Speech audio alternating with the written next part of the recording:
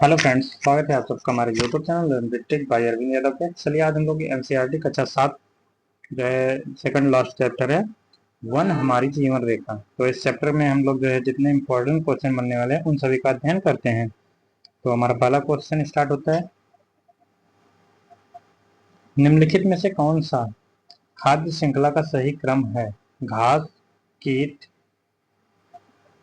घास है, कीट है, मेढक है, सर्प है और गरुड़िया जो है खाद्य श्रृंखला का जो है सही क्रम होता है। क्या सही क्रम यही है? नेक्स्ट हमारा, अपघटकों के संदर्भ में निम्नलिखित कथनों में से कौन सा कथन सही है? ये मृत पादपों और जंतु उत्तकों को ह्यूमस में परिवर्तित कर देते हैं। दूसरा है हमारा, ये वन में उगने वाले पादपों के लिए पोषक तत्वों की को आपूर्ति को जो है बनाए रखने में सहायक होते हैं। तो इसमें करेक्ट आंसर एक और दो जो है दोनों सही है। अपघटक जो है ये मृत पादप और जंतु ऊतक को ह्यूमस में जो है परिवर्तित करता है और ये वन में उगने वाले पादपों के लिए पोषक तत्वों की आपूर्ति को बनाए रखते हैं अपघटक। तो ये जो है दोनों सही है। निम्नलिखित में से कौन सा वक्तव्य सही नहीं है? वन जो है, वन में पादप और जंतु एक दूसरे पर निर्भर नहीं होते हैं। तो ये जो है सही नहीं है।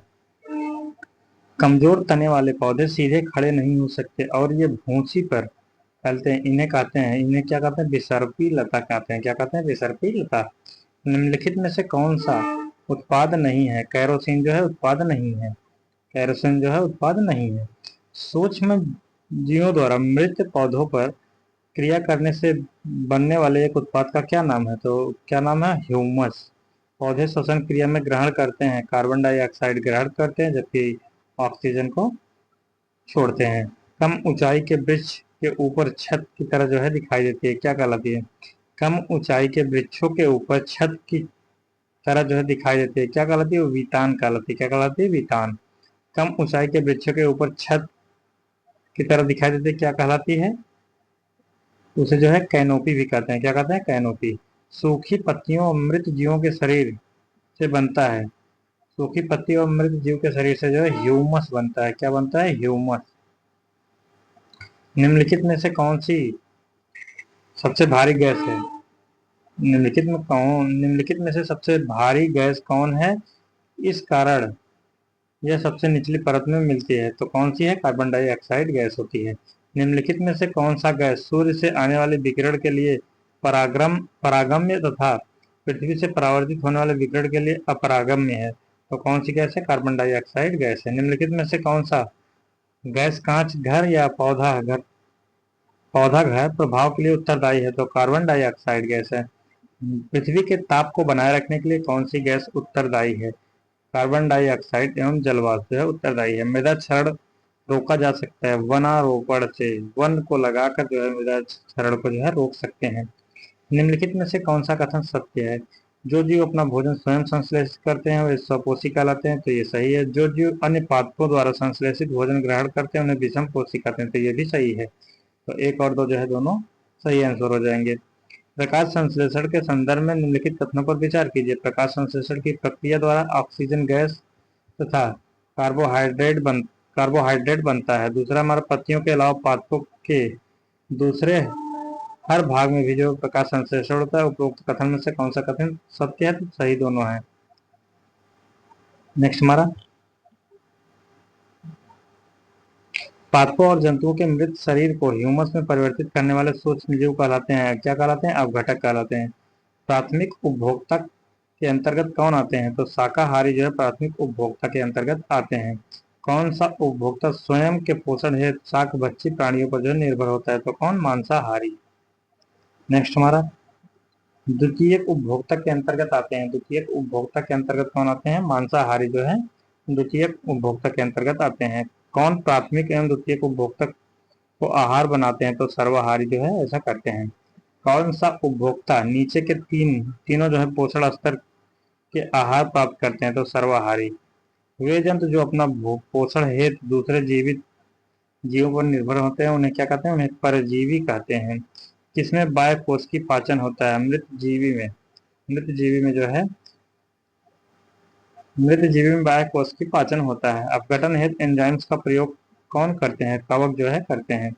जैव अपघटक क्या होते हैं? जो पौधों एवं जंतुओं के अपघटन से आहार प्राप्त करते हैं तो ये क्या होते हैं, सर्वाहारी होते हैं। निम्नलिखित में से कौन सा गैस अन्य पदार्थों के साथ मिलकर जलने में कार्य करती है, तो ऑक्सीजन जो है इसमें सहायक होती है।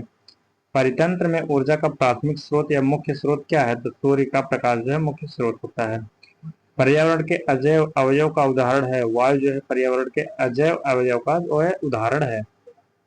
पारिस्थितिकी शब्द के प्रथम प्रयोगकर्ता कौन थे, अर्नेस्ट हैकेल थे। कौन सा संगठक आहार श्रृंखला में प्राथमिक उत्पादक होते हैं, तो स्वपोषी संगठक। एक खाद्य श्रृंखला में निम्नलिखित में से सर्वाधिक संख्या किसकी होती है, तो अपघटक की संख्या जो है सर्वाधिक होती है। नेक्स्ट हमारा प्रकाश संश्लेषण की क्रिया में ऊर्जा का रूपांतरण किस प्रकार होता है, प्रकाश ऊर्जा से रासायनिक ऊर्जा में होता है। कैसे होता है, प्रकाश ऊर्जा से रासायनिक ऊर्जा में होता है। किसके अंतर्गत वे जंतु आते हैं जो अपने भोजन के लिए जो पौधे जंतु या दोनों पर जो है निर्भर होते हैं। परपोषित संगठक। कौन से, परपोषित। कौन अपना भोजन मुख्यतः पौधे से प्राप्त करता है, शाकाहारी जो है अपना भोजन मुख्यतः पौधों से प्राप्त करते हैं। लाइकेन जहाँ कवक शैवाल को सुरक्षा तथा कवक को भोजन प्रदान करता है, किस अन्योन्य क्रिया का उदाहरण है, तो ये जो है सहजीविता का उदाहरण है। स्थल जल और वायु का मिलन स्थल जहाँ जीवन पाया जाता है उसे क्या कहते हैं, उसे जैव मंडल कहा जाता है। क्या कहते हैं, जैव मंडल। पृथ्वी पर पेड़ पौधे तथा जीव जंतुओं सहित सभी प्रमुख पारिस्थितिकी क्षेत्र क्या कहलाते हैं, सभी प्रमुख पारिस्थितिकी क्षेत्र क्या कहलाते हैं, बायोम कहलाते हैं। निम्नलिखित में से किस गैस की प्रतिशत मात्रा आयतन में वायुमंडल में सबसे कम है, तो कार्बन डाइऑक्साइड की। प्रकाश संश्लेषण की क्रिया में क्या बाहर निकलता है, तो ऑक्सीजन जो है बाहर निकलता है। ऑक्सीजन जो प्रकाश संश्लेषण से उत्पन्न आती है, कहाँ से आती है, जल से। कार्बन डाइऑक्साइड गैस मुक्त होती है, श्वसन के अंतर्गत जो है मुक्त होती है। प्रकाश संश्लेषण के दौरान रहे पौधे अवशोषित करते हैं, कार्बन डाइऑक्साइड अवशोषित करते हैं। कौन सा श्रृंखला स्वपोषियों से जो है शुरू होती है, चारण खाद्य श्रृंखला जो है शुरू होती है। घास, टिड्डा, पक्षी किसके उदाहरण, चारण खाद्य श्रृंखला के उदाहरण है। निम्नलिखित में से कौन सा मृत कार्बनिक पदार्थ से शुरू होता है, अपरद खाद्य श्रृंखला। कौन सा खाद्य जाल कई प्रकार की खाद्य श्रृंखलाओं और कई अलग अलग पोषण स्तरों को जो है जोड़ता है, खाद्य जाल जो है ऐसा करता है। खाद्य जाल जितना जटिल और विविधपूर्ण होगा उतना ही अस्थायी और संतुलन होगा, तो किसके अंतर्गत, पारिस्थितिकी तंत्र के अंतर्गत। एक प्रजाति नुकसान में रहती है और दूसरी प्रजाति अप्रभावी रहती है, किसका उदाहरण है, असहभाजिता का जो है उदाहरण है। पेनिसिलियम, कवक व बैक्टीरिया किसका उदाहरण है, ये जो है असहभोजिता के उदाहरण है। एक प्रजाति को लाभ मिलता है, दूसरी प्रजाति को हानि होती है, किस अन्योन्य क्रिया के प्रकार हैं, तो ये जो है परजीविता के प्रकार हैं। अमरबेल का पौधा, अमरबेल जो है दूसरे पौधे पर उगना किस अन्योन्य क्रिया के उदाहरण है, तो ये जो है परजीविता के उदाहरण है, किसके, परजीविता के उदाहरण है। नेक्स्ट हमारा, एक प्रजाति को लाभ होता है, दूसरी प्रजाति जो है अप्रभावी रहती है, अन्योन्य क्रिया किस प्रकार की है, सहभोजता है। किस अन्योन्य क्रिया में दोनों प्रजातियां जो है लाभान्वित होती हैं, तो सहजीविता में। तो आज की क्लास के लिए इतना ही। Thank you for watching.